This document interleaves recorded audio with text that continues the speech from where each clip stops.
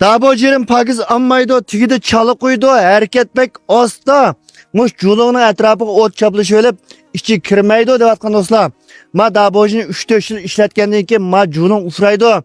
Kagayalını boyan kılsınlar ma culuğun buzulmagandı ki bu. Bunu boyan kılmaysınlar. Bunu boyan kılışın usulü muş yüzken culuğun almaş dursa kanday olar devatkan dostlar. Almaş duruşu hel cıkpıl gitip kaldı. Hem mayağını ma çıkırıp avarıp kalsınlar.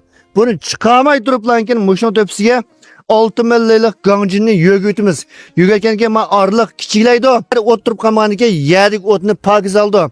Bu çanaygan dabojların hemmisi asasen otunu mandayılıp aldığımda taşlagan ekan. Mişe quruq tursa, içiga akirib tursa, hareket ishtik bo'lsa, tigidi çalıqanmaymadı. Şunlaşqa ma filmni her qanda bir daboja degan akillaringizlamda, inillaringizlamda, do'stlaringizlam taqib qo'ying.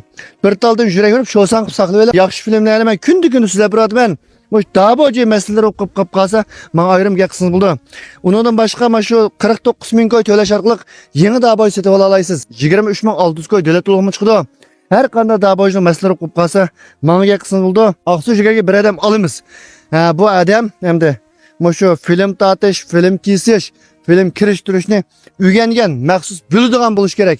Maash ta'minoti, xil raurs birimiz qo'llab bergan do'stlarga ko'pdan ko'p rahmat.